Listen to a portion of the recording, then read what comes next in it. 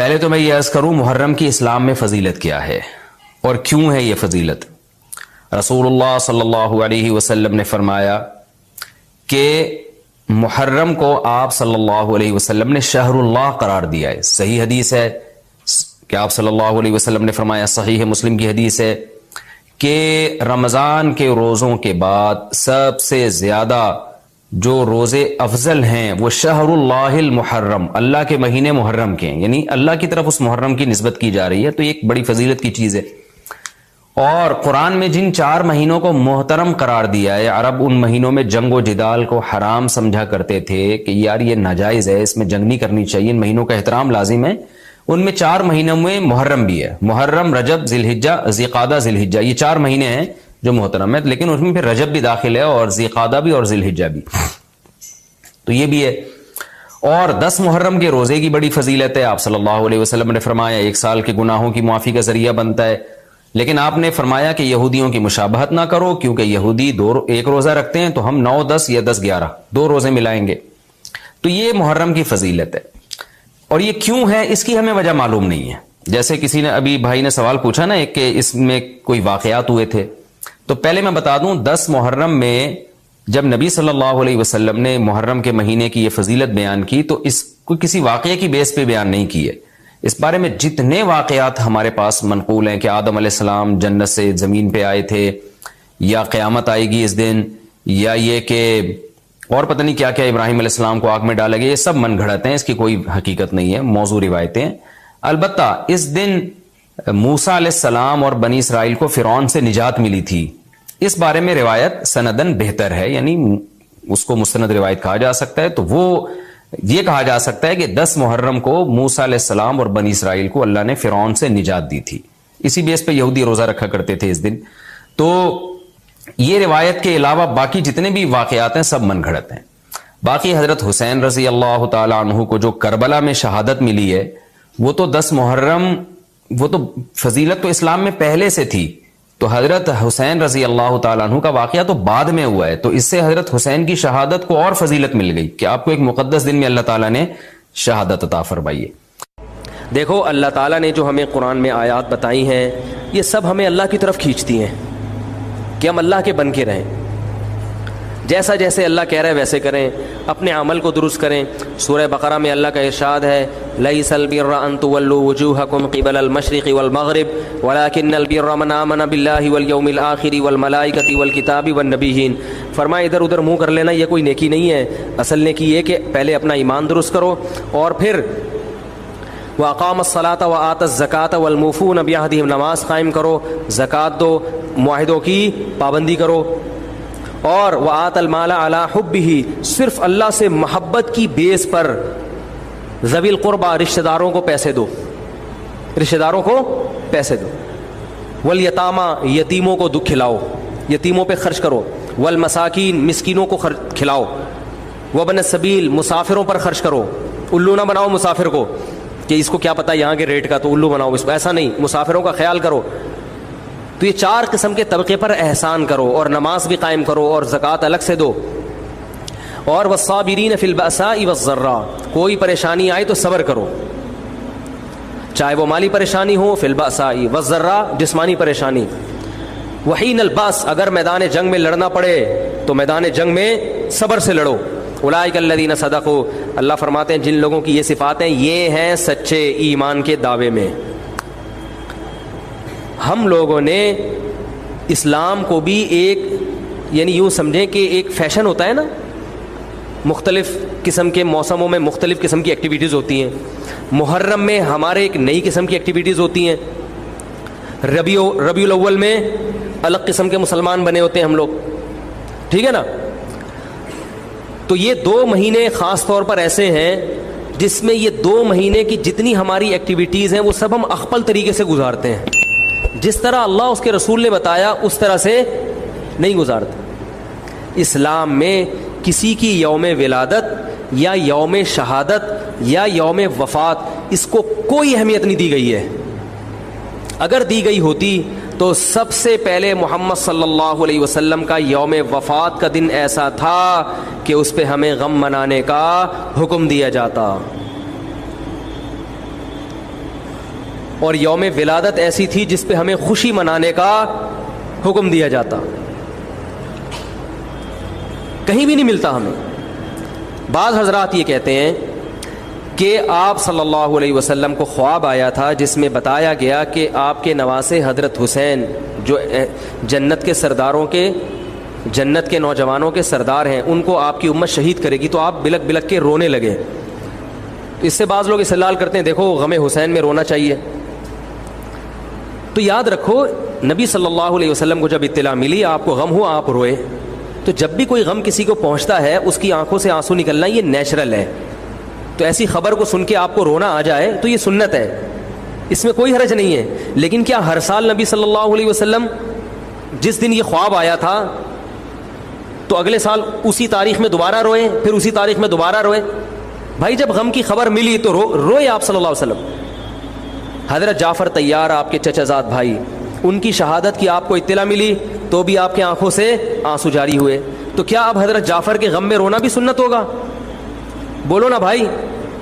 اگر آپ صلی اللہ علیہ وسلم حضرت عثمان کے دور میں زندہ ہوتے اور اس طرح بے دردی سے حضرت عثمان کو شہید کیا جاتا تو کیا آپ نہ روتے ہیں بھائی؟ تو پھر حضرت عثمان کی یوم شہادت پہ رونا بھی کیا ہے؟ سنت ہونا چاہیے نا. حضرت عثمان کی شہادت کی نبی کو اطلاع ملی تھی, وہ جھوٹی افواہ تھی. صلح حدیبیہ کے موقع پر آپ صلی اللہ علیہ وسلم نے حضرت عثمان کو قاصد بنا کے بھیجا. اطلاع ملی کہ ان کو شہید کر دیا. آپ ایسا درد اور ایسا غضبناک ہوئے کہ آپ نے 1400 صحابہ سے موت پر بیعت کی. تو جب آپ کو سچی مچی کی اطلاع ملتی کہ واقعی ابھی تو افواہ تھی, یقین نہیں تھا, جب آپ صلی اللہ علیہ وسلم کو حقیقت میں اطلاع ملتی کہ آپ شہید ہو گئے تو کیا آپ نہ روتے؟ آپ صلی اللہ علیہ وسلم کو اپنی نواسی آپ کی گود میں تھی, اس کا انتقال ہوا, آپ کی آنکھوں سے آنسو جاری ہوئے. صحابہ نے کہا یا رسول اللہ آپ تو ہمیں صبر کی تلقین کرتے ہیں, آج آپ رو رہے ہیں. تو فرمائی اللہ کی رحمت ہے, یہ تو اللہ کی رحمت ہے بھائی, اولاد ہے میری. تو کیا جب حضرت وہ جو آپ صلی اللہ علیہ وسلم کی نواسی کا انتقال کی تاریخ آئے گی تو ہم سب روئیں گے بیٹھ کے؟ بولو نا بھائی. تو کہاں کی کہاں لگا دیتے ہیں. دیکھو ہر بدعت کو جائز کرنے کے لیے نا کچھ دلیل ہر ایک کو مل جاتی ہے. تو میں بار بار کہتا ہوں جو شیعہ حضرات ہیں ان کا مسلک ہے, وہ تو صحابہ کو نہیں مانتے, تو ان کا جو مسلک ہے ان کو کرنے دیں, ان کے کام میں ٹانگ نہ اڑائیں, نہ ان سے بحث کریں, نہ ان کے کام میں ٹانگ اڑائیں. بولے بھائی آپ کا مسلک ہے آپ کریں. میں کہتا ہوں جو سنی لوگ ہیں جن کے اصول ہی الگ ہیں ان سے, وہ یہ سب کیوں کر رہے ہیں؟ بھائی یا تو ادھر ہو جاؤ, شیعہ بن جاؤ. کس نے روکا ہے؟ کوئی گورنمنٹ کی طرف سے پابندی تھوڑی ہے, کوئی پابندی نہیں ہے. آپ شیعہ بن جائے کوئی نہیں روکے گا آپ کو. کوئی شیعہ سنی بننا چاہے اسے کوئی نہیں روکتا, کوئی سنی شیعہ بننا چاہے اسے کوئی نہیں روکتا. لیکن جب آپ سنی ہیں تو پھر آپ کو ان اصولوں پہ چلنا پڑے گا جو اہل سنت والجماعت علماء نے بتائے ہیں. اہل سنت والجماعت کے ہاں رونا عبادت نہیں ہے. ہاں آپ نے کسی دن کربلا کا واقعہ سنا, چاہے محرم میں سنا, ربیع الاول میں سنا, حضرت حسین رضی اللہ تعالیٰ عنہ کی ایک جو دردناک شہادت کا واقعہ آپ نے سنا, آپ کو رونا آ گیا, تو یہ عین ایمان کی علامت. میرے بیان اب ویڈیو ریکارڈ ہوتے ہیں, پہلے ریکارڈ نہیں ہوتے تھے, آڈیو چلتے تھے. تو میں نے 2 دفعہ زندگی میں پہلی دفعہ جب یہ واقعہ بیان سنا, بیان کے دوران میں بھی رو رہا تھا اور سننے والے بھی رو رہے تھے. نیچرلی آ گیا رونا. پھر دوبارہ میں نے یہ واقعہ بیان کیا, مجھے بھی رونا آ گیا اور سننے والوں کو بھی آ گیا. یہ نیچرل جو آ گیا. لیکن اگر میں اس لیے بیٹھوں کہ میں روؤں, آج میں پروگرام ہے باقاعدہ, بولو بھائی, رونے کا, اور آپ کو بھی رلاؤں گا. اور وہ محرم کا واقعہ میں اگر ربیع الاول میں بیان کروں گا تو رونا آ گیا مجھے. تو جو خود سے کسی کا واقعہ سن کے رونا آ جائے اس پہ پابندی نہیں ہے, بلکہ اہل بیت سے محبت کی علامت ہے. لیکن یہ واقعہ جب ہم نے بیان کیا حضرت حسین کا تو مجھے رونا آیا. بالکل اسی طرح رونا جب حضرت عثمان کا واقعہ بیان کیا تو بھی آیا. ظلم تو ان پر بھی ہوا تھا, کوئی کم تھوڑی ہوا تھا. بلکہ مجھے یاد ہے جب میں نے پہلی دفعہ نبی صلی اللہ علیہ وسلم کی سیرت پڑھی, بالکل چھوٹا بچہ تھا میں اس وقت, میری عمر 9 یا 10 سال ہوگی, اور وہ آپ صلی اللہ علیہ وسلم کی وفات کا واقعہ لکھا تھا. تو اتنے بچے میں تو اتنی سمجھ نہیں ہوتی, لیکن جب مجھے یاد ہے میں پڑھ رہا تھا تو مسلسل آنکھوں سے آنسو بہ رہے تھے. ایسا دردناک واقعہ نبی صلی اللہ علیہ وسلم کی وفات کا. تو وہ تو کسی کے بھی وفات کی خبر جب ہم سنتے ہیں تو نیچرلی رونا آتا ہے انسان کو. کبھی وہ انسان کوشش تو برداشت کرنی چاہیے. لیکن اب ہمارے ہاں واقعات سنا کے باقاعدہ رونے کے پروگرام ہوتے ہیں. یہ اسلام کی تعلیمات نہیں ہے، یہ اسلام کی تعلیمات نہیں ہے، کیونکہ اسلام میں صبر کا حکم ہے. جو خود سے رونا آ جائے نا انسان کو تو وہ ایک نیچرل ہی ہے. اور کربلا کا واقعہ صرف اس نیت سے بیان کرنا کہ تاکہ میں بھی روؤں آپ بھی رو، یہ غلط ہے. یہ اہل سنت والجماعت کے ہاں یہ اسلامی تعلیمات کے منافی ہے. سمجھ میں آ رہی ہے بات کہ نہیں آ رہی؟ اور کسی مخصوص دن کے ساتھ تو ویسے بھی خاص نہیں ہے یہ. اور ویسے بھی شریعت میں صحیح بخاری مسلم کی حدیث ہے، آپ صلی اللہ علیہ وسلم نے نوحہ کرنے والی عورتوں پہ لعنت، نیاحہ کہتے ہیں چیخنا چلانا. آپ کو پتہ ہے زمانے جاہلیت میں جب کسی کی میت ہوتی تھی تو باقاعدہ پیسے دے کے عورتوں کو رلوایا جاتا تھا، پیسے دے کے. آج بھی بہت جگہوں پہ یہ ہو رہا ہے، پیسے دے کے رلوایا جاتا ہے. تو نبی نے تو ان عورتوں پہ لعنت کی ہے جو فری میں روتی ہیں، پیسے دے کے نہیں، جو فری میں میت پہ روتی ہیں. اور چیخ چلا کے رونا تو ویسے ہی حرام ہے اسلام میں. میت پہ جب بھی نبی صلی اللہ علیہ وسلم روئے ہیں آپ کی آنکھوں سے آنسو، بس چیخ چلا کے نہیں روئے ہیں. حضرت جعفر طیار بھی تو اہل بیت میں سے تھے. جب شہید ہوتے ہیں آپ کی 4 جوان بیویاں بیوہ ہوتے ہیں، چھوٹے چھوٹے بچے یتیم ہو جاتے ہیں، تو ان کی بیویاں جب روتی ہیں تو گھر سے باہر آواز آتی ہے. آپ نے پہلی دفعہ سمجھایا جا کے کہ ان سے بولو اپنی آوازوں کو پس کرو. جب دوبارہ تو آپ نے فرمایا منہ پہ خاک پھینک دو جا کے. حالانکہ ان کا جو رشتہ حضرت جعفر طیار سے تھا وہ ہمارا نہیں ہے، ہم تو بہت دور کے ہیں. اہل بیت سے جو جتنا ان کی بیویوں کا رشتہ ہے اتنا تو ہمارا نہیں ہے نا. ان کو چیخ کے رونے کی اجازت نہیں دی. اور آج ہمارے ہاں کیسے ہوتا ہے، ہاں ہو چیخ رہے ہیں، پیٹ رہے ہیں. گریبان چاک کرنا اسلام میں حرام ہے روتے ہوئے. گریبان چاک کرنا اس پہ لعنت ہے نبی صلی اللہ علیہ وسلم کی. تو آج گریبان بھی چاک ہو رہا ہے، رو بھی رہے ہیں، پیٹ بھی رہے ہیں. تو بھائی وہ شیعہ حضرات کا ایک مسلک ہے، ان کی رائے ہے، ان کو ان کی رائے پہ چلنے دو. آپ جو اہل سنت والجماعت کو فالو کرتے ہو تو یا تو ادھر ہو جاؤ یا ادھر ہو جاؤ، درمیان میلہ لٹکو. درمیانی آدمی کہیں کبھی نہیں ہوتا. درمیان کی جو جنس ہے وہ کہیں کی ہوتی ہے. وہ بیچارہ نہ مرد سے شادی کر سکتا ہے نہ عورت سے. وہ کہتا ہے یا اللہ اگر مجھے آپشن دیتا یا تو ادھر کر دیتا، یا وہ تو ایک اللہ نے آزمائش بنا دی اس کو بیچارے کو. وہ آزمائش ہے، اسی آزمائش پہ اس کو قیامت کے دن اجر ملے گا. لیکن اپنے اختیار سے انسان بیچ کا بننے کی کوشش کرے یہ ٹھیک نہیں ہوتا. اپنے اختیار سے یا تو شیعہ بن جاؤ یا پورے سنی بن جاؤ. تو اہل سنت حدیث کی کتابوں کو فالو کرتے ہیں، اور جو ہماری بخاری مسلم ہے شیعہ حضرات نہیں مانتے ان کتابوں کو، وہ نہیں فالو کرتے ان کو. تو ہم تو ان کو فالو کرتے ہیں. اگر آپ کہتے ہو میں نہیں مانتا ان حدیثوں کو تو پھر بہت ساری چیزیں اور بھی ہیں وہ بھی چھوڑ دو. پھر آپ سمجھ میں آ رہی ہے بات؟ پھر وہ بھی چھوڑ دو. تو ہم تو ان کتابوں کو فالو کرتے ہیں. ہمارے نبی صلی اللہ علیہ وسلم کے حکام ہیں میت پہ رونا پیٹنا منع. جب حضرت حسین رضی اللہ تعالی عنہ کا قتل ہوا ہے کربلا میں، اور یقیناً یہ بہت بڑا بدترین ظلم تھا تاریخ کا، تو حضرت جو آپ کے اہل بیت جو باقی بچ گئے تھے ان کا کیا ری ایکشن تھا؟ جو صحیح اسناد سے جو چیزیں ثابت ہیں ان کا کیا ری ایکٹ تھا؟ کیا امام زین العابدین نے اس طرح سے نوحے کیے تھے کہ آپ نے سینوں کو پیٹا تھا؟ انہوں نے صبر کیا تھا انہوں نے. اور یہی اہل بیت کی شان تھی. تبھی تو قرآن کے الفاظ کیا ہیں کہ نیکی صرف یہ نہیں ادھر ادھر منہ کر کے نمازیں پڑھ لو، بلکہ والصابرین فی البأساء، جو پریشانیوں کے وقت کیا کرتے ہیں؟ صبر. تو ہماری نظر میں حضرت حسین کا قتل بھی ایک بہت بڑی ٹینشن، بہت بڑی پریشانی، مگر اس پر ہمیں صبر کا حکم ہے. اگر ہمارے اندر انتقام کی طاقت ہوتی تو انتقام لے لیتے. ہم جو بھی قاتلان حسین تھے ہمیں پتہ چلتا کہ یہ ہے، ہم انتقام لیتے ان سے. اگر انتقام نہیں لے، وہ تو چلے گئے دنیا سے اپنے ٹھکانوں کو، جو جس نے جہنم رسید ہونا تھا وہ تو جہنم رسید ہو چکا ہے. اور اللہ نے حضرت حسین رضی اللہ تعالی عنہ کو شہادت کی برکت سے جنت کے جوانوں کا سردار بنا دیا ہے. تو جس کا جو ٹھکانہ تھا، جس ملعون نے جہاں جانا تھا وہ چلا گیا. اب قرآن کیا کہہ رہا ہے؟ تلک امۃ قد خلت. جہاں بھی قرآن ایسے واقعات بیان کرتے ہیں، یہ قوم تھی جو گزر گئی. لہا ما کسبت، جس نے جو کیا اس کا بدلہ ملے گا. ولکم ما کسبتم، تم اب تمہارے اعمال اللہ دیکھے گا. اعمال کا مطلب دیکھے گا جن چیزوں کو اللہ نے حلال کیا تم اس پر عمل کرتے ہو، جن چیزوں کو حرام قرار دیا اس سے بچتے ہو کہ نہیں بچتے. یہ چیزیں دیکھی جائیں گی. تو محرم کے ایک الگ، ہمیں محرم نبی صلی اللہ علیہ وسلم کی زندگی میں ہمیشہ آیا ہے، اس میں کیا احکام ہے. محرم میں آپ نے نکاح بھی کیا ہے. محرم منحوس نہیں ہے. محرم تو اشہر حرم میں سے ہے، برکت والا مہینہ ہے. اس میں جو کام کیا جائے گا اس میں برکت ہوگی. اس میں شادی بیاہ کریں گے اس میں انشاءاللہ برکت ہوگی. اس میں کوئی اور عبادت کریں گے اس میں برکت. نبی صلی اللہ علیہ وسلم نے محرم کی الگ فضیلت بیان کی کہ اس میں عبادت کا ثواب، محرم کے روزوں کا ثواب عام مہینوں سے زیادہ ہے. تو یہ سب ہماری شریعت کی تعلیمات ہیں.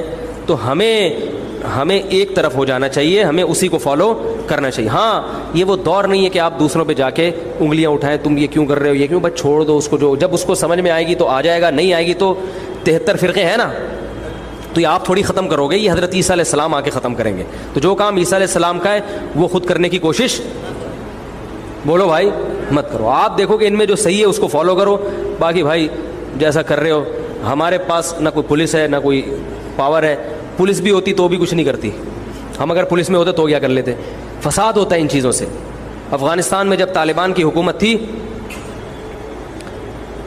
او بھائی کون سی والی گھڑی صحیح ہے؟ میری گھڑی میں تو کیا ٹائم ہو رہا ہے؟ کبھی آگے چلیے. اچھا پھر ابھی بس اذان ہونے والی ہے. ٹھیک ہے بتا. تو کیا کہہ رہا تھا یار میں، وہاں افغان طالبان کی جب حکومت تھی 5 سال، تو انہوں نے بھی شیعہ کے امام بارگاہ کو ختم نہیں کیا تھا. سمجھ رہے ہیں بات کو؟ ایک حد بندی کر دی تھی، ختم نہیں کیا انہوں نے بھی شیعوں سے صلح کی تھی، مذاکرات کیے تھے. بھائی ٹھیک ہے آپ اپنی امام بارگاہ کے اندر جو آپ کی ایکٹیویٹیز ہیں آپ وہ کرو. حالانکہ کتنی پاورفل حکومت تھی، اس لیے کہ اتنی بڑی تعداد میں انہوں نے کہا بھائی ہم کیسے پابندی لگائیں، ایک پورا ایسے ممکن نہیں ہے ہمارے لیے. تو گورنمنٹ کے لیے بہت سی چیزیں ممکن نہیں ہوتی، پابندیاں نہیں لگا سکتی گورنمنٹ. تو جو طالبان نہیں ختم کر سکے، حالانکہ طالبان سنی مسلک کے تھے اور وہ شیعہ بالکل ایک. میں نے وہاں امام بارگاہ میں اذانیں بھی سنی ہیں، ریڈیو پہ اذان آتی تھی امام بارگاہ سے، میں نے خود سنی ہے کہ بھائی میں نے یہ کہاں سے آ رہی ہوں، افغانستان سے میں اس وقت اذان ہوں. افغانستان کا چینل اس وقت آتا تھا طالبان کا اردو میں چینل، تو اس میں اذان آ رہی ہوتی تھی شیعہ حضرات کی. تو فرقواریت کا یہ طریقہ ختم کرنے کا نہیں ہے کہ آپ جا کے ان کو چھیڑیں تنگ کریں. بھائی یہ بہت عرصے سے چلے آ رہے ہیں، چلتے رہیں گے. جو صحیح ہوگا اس کو حضرت عیسیٰ علیہ السلام نافذ کر دیں گے، جو غلط کو ڈیلیٹ کر دیں گے خود ہی. اگر ہم غلط ہوئے تو حضرت عیسیٰ علیہ السلام سب سے پہلے ہماری گردنیں اڑا کے ہمیں ڈیلیٹ کر دیں گے، ٹھیک ہے نا. اگر وہ غلط ہوئے تو ان کو ختم کر دیں گے. تو یہ ان کا کام ہے، آج کسی کے بس میں یہ نہیں ہے. تو میں یہ اس لیے کہہ رہا ہوں کہ لڑو مت، گالی گلوچ مت کرو، فیس بک پہ ایک دوسرے کے خلاف نیگیٹو کمنٹس مت کرو، کیونکہ ہم اختلافات کے متحمل نہیں ہیں. ہمیں بہرحال قومی سطح پہ ایک ہی بن کے رہنا ہے.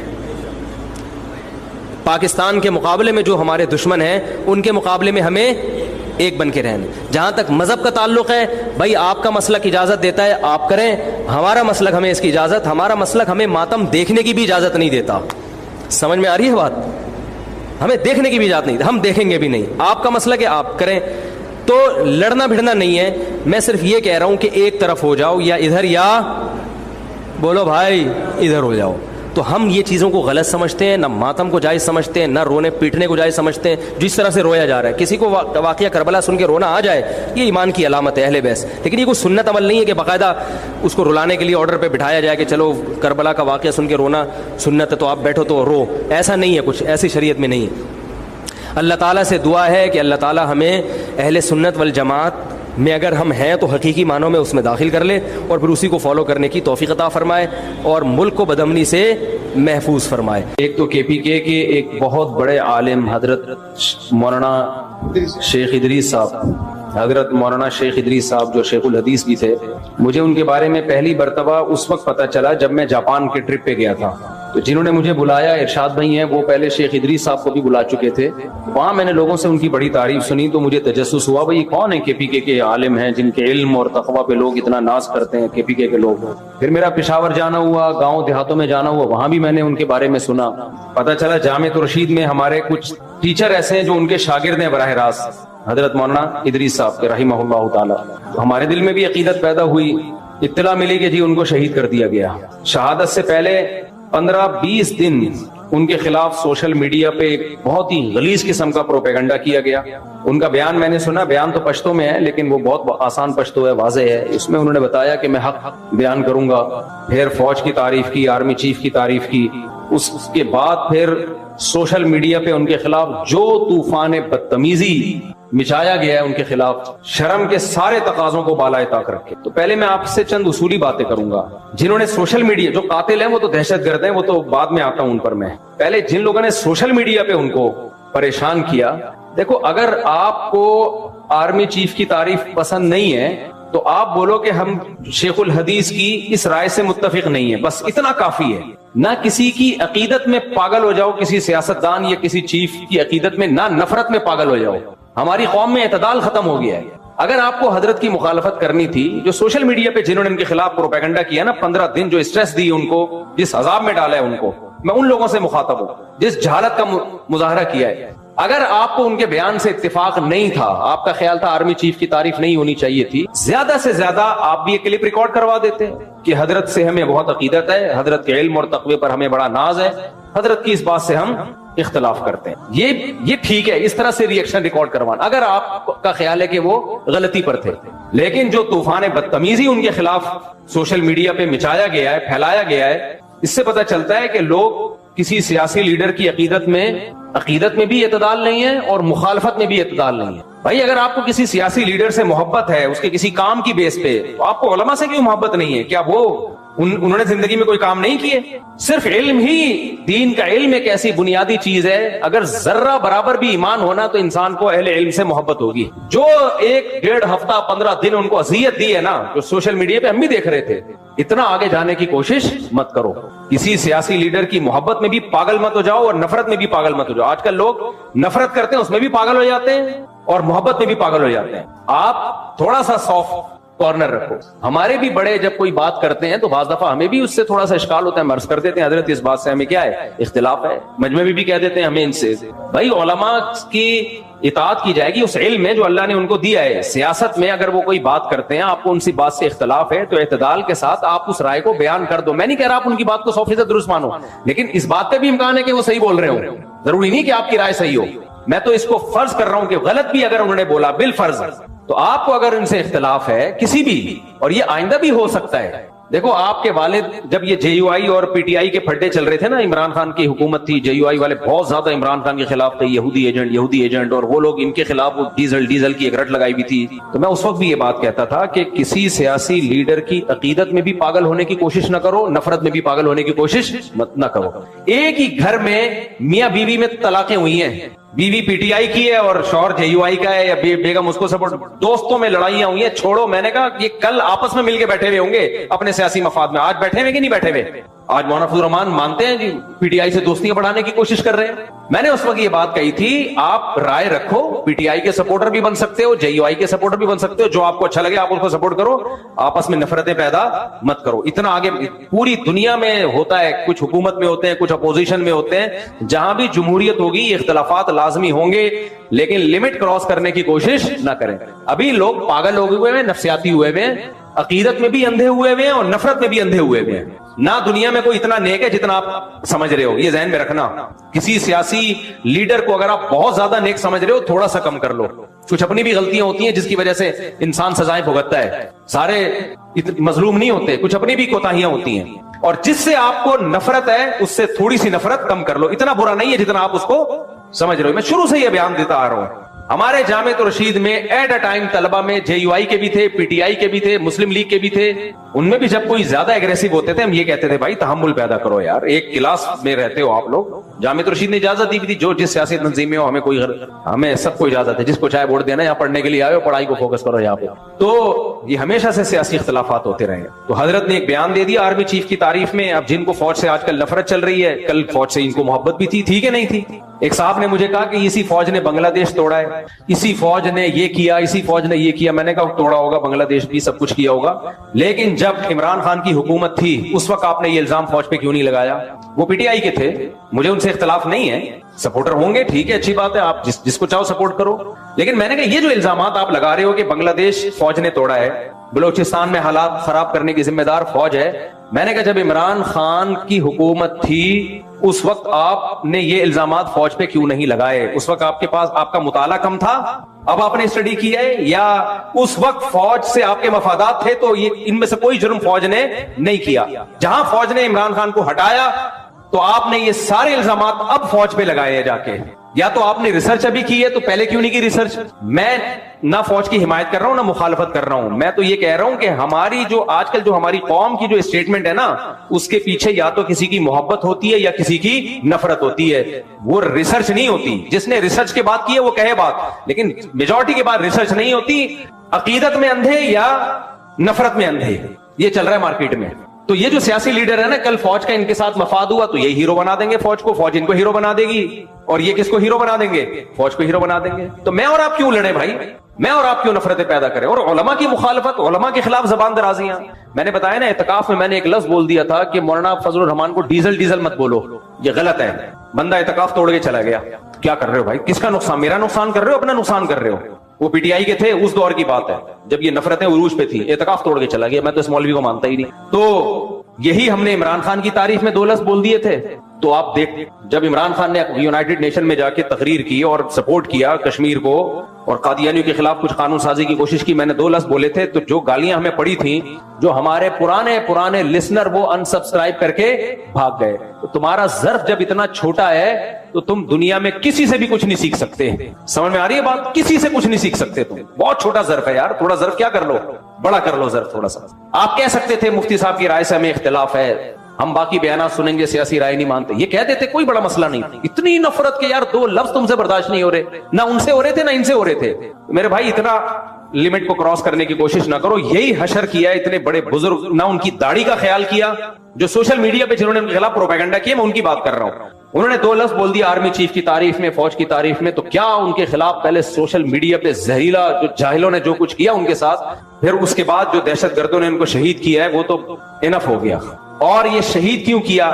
ان کی شہادت سے ایک چیز سمجھو، اکثر لوگ جب کوئی فوج کی تعریف کرتا ہے نا، لوگ اس کو درباری سرکاری موت سے ڈرنے والا کہتے ہیں۔ میں نے 1-1.5 مہینے پہلے بیان دیا تھا، اس وقت جو فوج کی مخالفت کرے اس کی زندگی کو کسی سے خطرہ نہیں ہے۔ سوشل میڈیا پہ مخالفین بھرے ہوئے ہیں۔ اس وقت جو پاکستان کو سپورٹ کرے گا اور فوج کی حمایت، میں عاصم منیر کی یا آرمی چیف کی بات نہیں کر رہا، چیف ایک شخص ہے، اس سے آپ کو نفرت بھی ہو سکتی ہے، آپ کو محبت بھی ہو سکتی ہے۔ آرمی کے چیف آتے جاتے رہتے ہیں، کوئی تعریف کرے گا کوئی برائی کرے گا، ہمیشہ سے ہوتا رہا ہے، وہ تو ہماری بھی ایک رائے ہے۔ لیکن ایز اے ادارہ جو فوج کی حمایت کرے گا اس کی زندگی کو خطرہ ہے، اور آج آپ نے اپنی آنکھوں سے دیکھ لی۔ بہادر وہ نہیں ہے جو فوج کی مخالفت کر رہا ہے، اسے کوئی خطرہ نہیں ہے۔ سوشل میڈیا پہ بھرے ہوئے لوگ، زیادہ یہ ہوگا فوجی اٹھا کے سافٹ ویئر اپڈیٹ کر کے چھوڑ دیں گے اس کو۔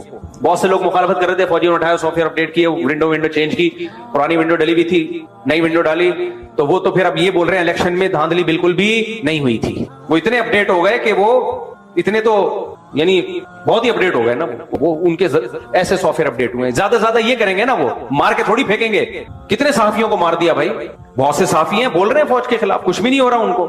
اس وقت زندگی کو اس کے خطرہ ہے جو مذہبی اسکالر پاکستان کی حمایت میں یا فوج کی حمایت میں بولے گا، کیونکہ یاد رکھو پاکستان یہ جو اسلام دشمن طاقتیں ہمارے خلاف ہے نا، یہ ہماری آرمی کے خلاف ہیں۔ ان کو پتا ہے پاکستان بچا ہوا آرمی کی وجہ سے ہے، سیاسی لیڈروں کے پاس کوئی فورس تھوڑی ہے۔ کباب میں ہڈی، جو ملک بچانے میں سب سے بڑی ہڈی کون ہے؟ وہ فورسز ہے ہماری، چاہے وہ آرمی ہو، چاہے وہ ایئر فورس ہو، چاہے وہ نیوی ہو۔ تو اس لیے جو فورسز کی مخالفت کرے گا بین الاقوامی طاقتوں کی آنکھ کا تارا ہوگا، وہ جو حمایت کرے گا اس کی جان کو خطرہ ہے۔ اور آج آپ نے کے پی کے میں دیکھ لیا، شیخ الحدیث مولانا ادریس کی شہادت کے بعد جب انہوں نے کھل کے پاکستان اور پاکستان کی فورسز کی حمایت کی ہے، ان کو شہید کر دیا گیا۔ میں سمجھا پا رہا ہوں اپنی بات؟ تو اس لیے اس وقت جو حمایت کرے گا وہ بہادر ہے، وہ ڈرتا نہیں ہے۔ انہوں نے کہا کہ میں ڈرتا نہیں ہوں کسی سے، اور انہوں نے ثابت کر دیا کہ میں بہادر ہوں۔ ان کو تھریٹس تھیں، ان کو خطرات تھے۔ تو ایک پیغام تو ہمیں یہ ملا، 2 پیغام۔ پہلا، کسی عالم کی رائے سے، سیاسی رائے سے آپ اختلاف کرو تو اس عالم کی شان میں توہین بولو مت کرو۔ اختلاف کرنے کا آپ کو حق ہے، توہین کرنے کی اللہ نے آپ کو اجازت نہیں دی ہے، یہ بہت بڑا جرم ہے۔ اس کا اگلے کی سفید داڑھی کا تو خیال کرو، اس کی عمر کا تو خیال کرو۔ دوسرا، اس وقت جو فورسز کی حمایت کرے گا بہادر وہ ہے، کیونکہ عوام سے بھی گالیاں پڑ رہی ہیں اور زندگیوں کو بھی خطرہ ہے۔ مخالفت کرو، سب کہیں گے، سلوٹ کریں گے، سلام کریں گے، بہادری کا خطاب دیں گے آپ کو، اور یہ آپ نے اپنی آنکھوں سے دیکھ لیا۔ تیسری چیز، कराची में कितने उलमा शहीद हुए, हजरत मौलाना असम शगूरी शहीद रहमतुल्लाह अलैह, मौलाना यूसुफ भी शहीद हुए। एक सिलसिला चला था कराची में उलमा की शहादतों का। मुफ्ती निजामुद्दीन शहीद हुए। मौलाना असम शगूरी साहब मुझे रहिमहुल्लाह ताला की शहादत से पहले मुझे याद है हमारे उस्ताद उनको समझा रहे थे कि हजरत कोई गार्ड का इंतजाम करें, कोई सिक्योरिटी रखें। उस वक्त उनके दरसे कुरान बड़े हिट हो रहे थे। हमारे एक उस्ताद ने उनके हाथ जोड़े कि खुदा के लिए कोई सिक्योरिटी का इंतजाम करें, आप हमारे पास एक वाहिद सरमाया है जिनके उस वक्त ना www.darsequran.com ये दरसे कुरान की सबसे बड़ी वेबसाइट थी। बहुत इसको प्रमोट किया अल्हम्दुलिल्लाह, उनके शागिर्दों ने, उनके खादिमों ने सिक्योरिटी का इंतजाम नहीं किया। हमारे उस्ताद मुझे याद है उनके पांव पकड़ रहे थे, हजरत को सिक्योरिटी का इंतजाम करें, अपने शागिर्दों से कहे सिक्योरिटी दें आपको, क्योंकि आपके दरसे कुरान होने आपको ये दहशतगर्द शहीद कर देंगे, हम एक बहुत बड़े सरमाए से महरूम हो जाएंगे। मैं बैठा हुआ था, हमारे एक उस्ताद उनको समझा रहे थे और 2 हफ्ते बाद इत्तला आई कि उनको शहीद कर दिया, पांव से माजूर आलिम को शहीद किया गया। मुफ्ती निजामुद्दीन साहब की शहादत हुई है, कोई सिक्योरिटी का मजबूत इंतजाम बोलो नहीं था। मौलाना यूसुफ भी शहीद रहमतुल्लाह अलैह घर से बाहर निकले, कोई गार्ड नहीं, कोई इंतजाम नहीं, एक बंदा आया और सर पे गोली मार के चला गया। मौलाना आदिल शहीद रहमतुल्लाह अलैह, कोई सिक्योरिटी का इंतजाम नहीं, दारुल कुरंगी से कॉन्फ्रेंस अटेंड करके आ रहे हैं, एक बंदा आया और गाड़ी में बैठे बैठे सर पे गोली मार के चला गया। इसके बाद तो इबरत हासिल होनी चाहिए कि नहीं होनी चाहिए? ये सारे कराची में शहीद हुए। केपीके में कितने उलमा शहीद हो चुके हैं आप देखो, दहशतगर्दों के हाथों, एक तवील सिलसिला है। तो ये उन उलमा पर नहीं, उनके शागिर्दों पे सवाल उठ। देखो असल तो जिम्मेदारी है हुकूमत की कि हुकूमत इन उलमा को सिक्योरिटी दे। तो क्या आप हुकूमत से उम्मीद रखते हो कि वो अपनी जिम्मेदारी पूरी करेगी? है भाई, सारा टाइम हुकूमत को गालियां देने में जाया करने से बेहतर नहीं है कि अपना कोई इंतजाम कर लो? तो क्यों नहीं उनके शागिर्दों ने उनके लिए सिक्योरिटी का इंतजाम किया? जब सोशल मीडिया पे उनको बुरा भला भी कहा जा रहा है, गालियां पड़ रही हैं, तो अंदाजा हो जाना चाहिए कि दुश्मनी बढ़ गई है। कोई इंतजाम नहीं है उलमा की गार्ड का, कोई सिक्योरिटी। गवर्नमेंट को गालियां देने से कुछ भी नहीं होगा। हुकूमत पहली जिम्मेदारी में बता रहा हूं कि हुकूमत की है, गवर्नमेंट की है कि वो इन उलमा की हिफाजत करें। अगर गवर्नमेंट नहीं कर रही तो क्या आवाम की हिफाजत, आवाम की जिम्मेदारी नहीं है कि अपने उलमा के लिए सिक्योरिटी का इंतजाम करें?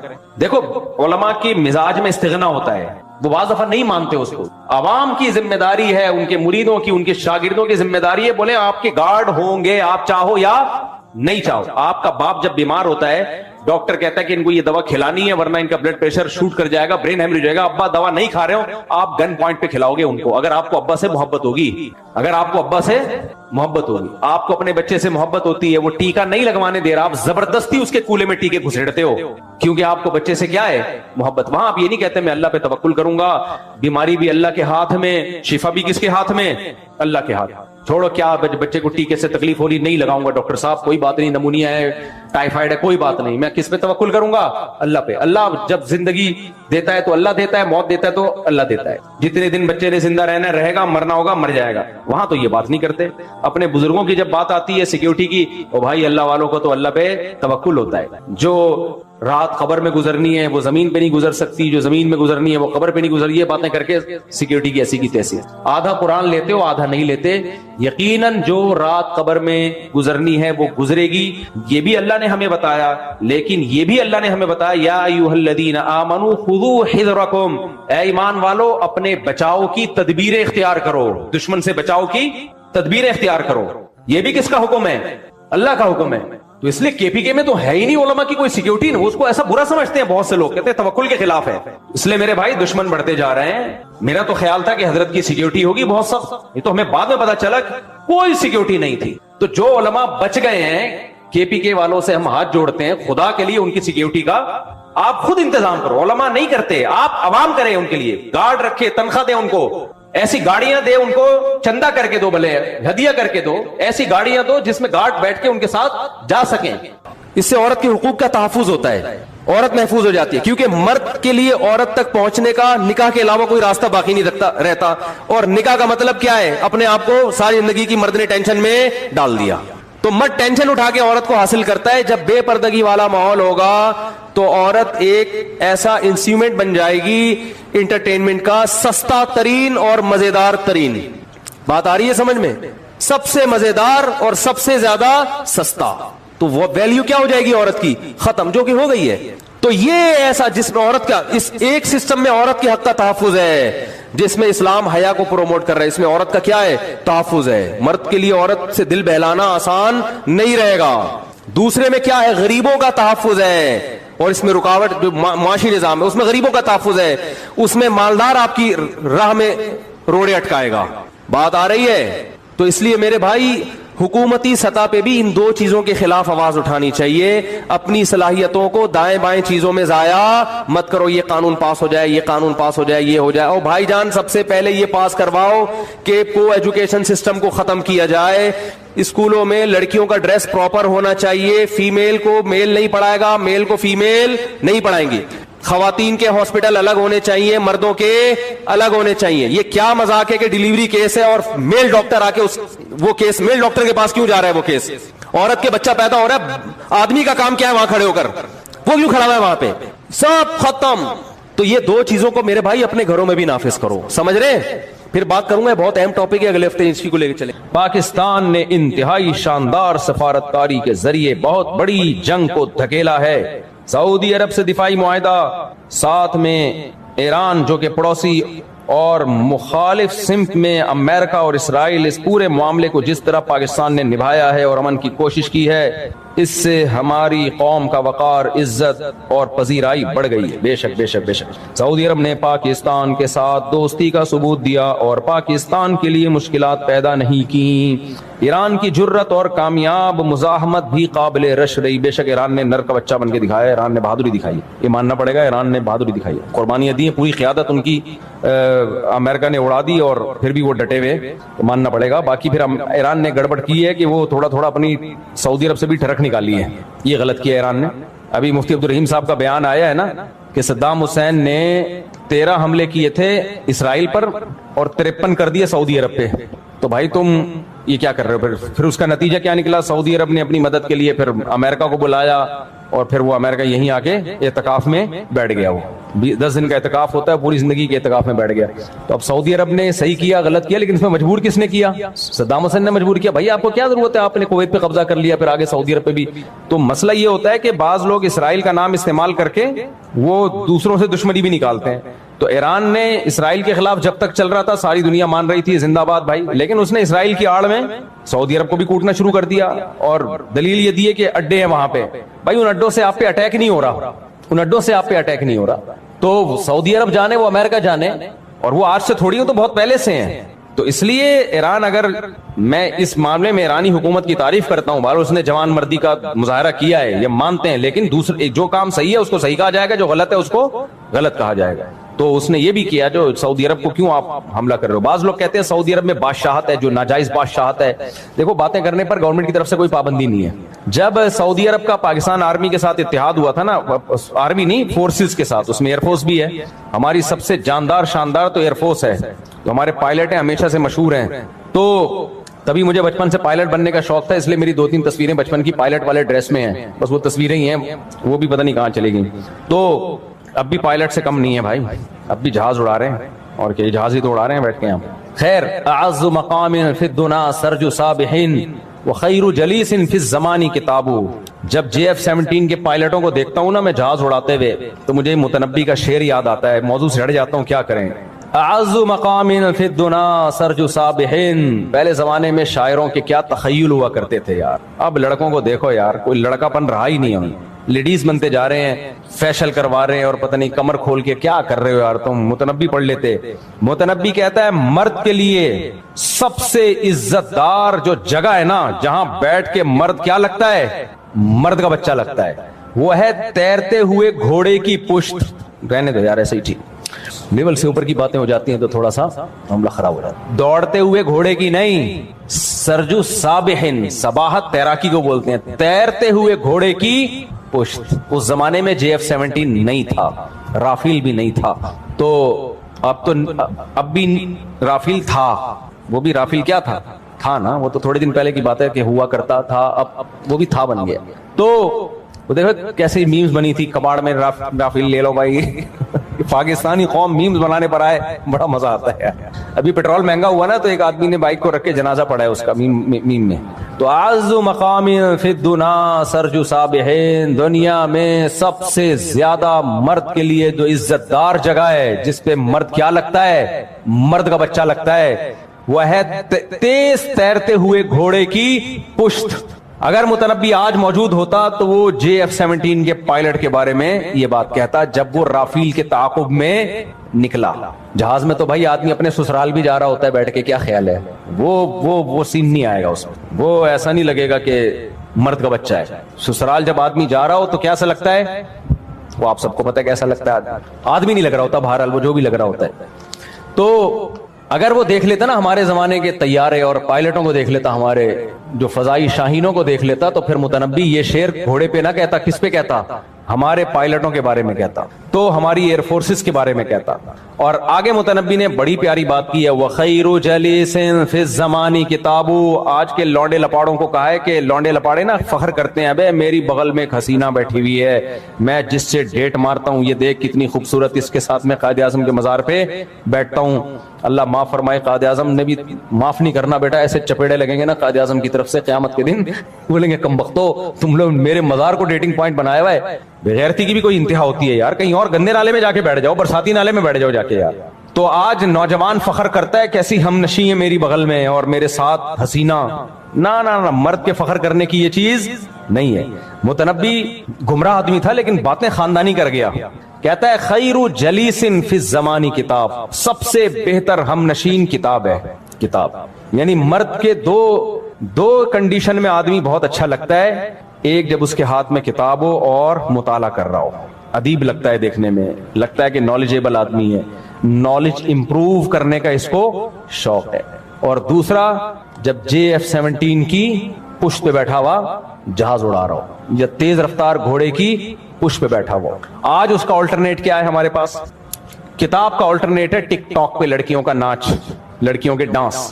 وہ آپ کی ہم نشین ہے ٹک ٹاک, ایک ریل, دوسری ریل, تیسری ریل, پھر وہ بس ناچ اور ڈانس اور یہی چھچور بنا دیکھتے رہتے ہیں لوگ. تو متنبی نے ایک اور بڑی پیاری بات کی. متنبی پتہ ہے گمراہ آدمی تھا لیکن پھر بھی کچھ باتیں بڑی خاندانی کر کے گیا. یہ گزرا ہے آج سے 1000 سال سے بھی زیادہ ہو گیا اس کو, متنبی کو تقریباً 1100 سال پرانا شاعر ہے.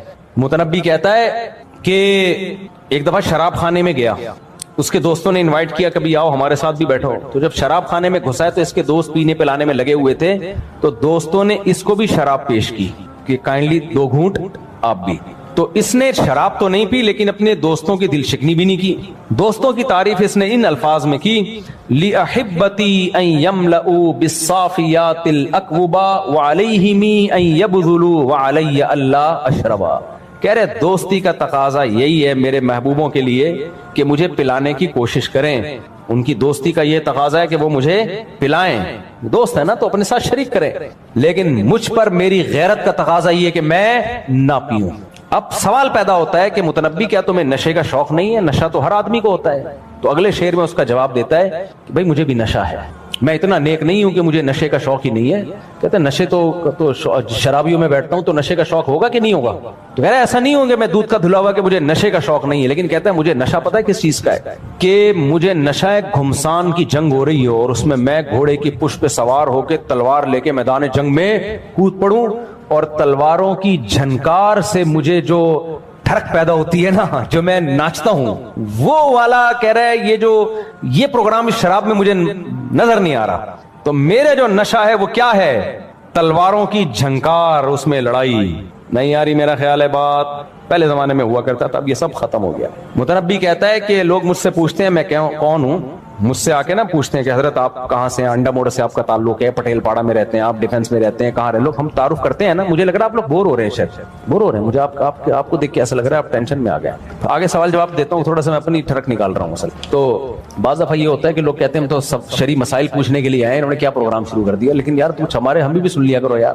تو متنبی پتہ ہے کیا کہتا ہے کہ لوگ مجھ سے پوچھتے ہیں کہ حضرت آپ ہیں کون, آپ کے بارے میں ہمیں کہاں سے معلومات ملیں گی؟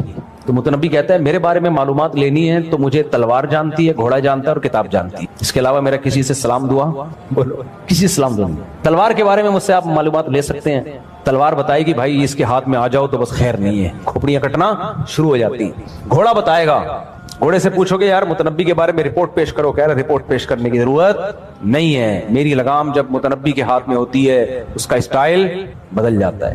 اور کتاب بتائے گی, کتاب کہے گی بھائی اتنا اچھا دوست ہے, جب ایک دفعہ ہاتھ میں مجھے پکڑتا ہے تو صفحے الٹتا ہی چلا جاتا ہے. تو یہ پرانے زمانے کے شاعروں کے تخیل تھے, اب ڈیٹوں کے علاوہ کوئی تخیل بولو بچا نہیں. نوجوانوں کے مسائل کیا ہیں؟ میرے سے جو آ کے پوچھتے ہیں نا حضرت مل نہیں رہی, ابا نہیں مان رہے, ماموں نہیں مان رہے, فلانے نہیں مان رہے, خود نہیں مان رہی, بس یہی چل رہا ہے. احتلام بہت ہو رہا ہے, کوئی دوا بتا دیں. جب سارا دن یہی سوچتا رہے گا تو پھر یہی ہوگا نا, نائٹ فال ہی ہوگا, وہ سارا خواب میں آگے نکلے گا. ٹرک الٹ گیا, یہ الٹ گیا, فلانا الٹ گیا.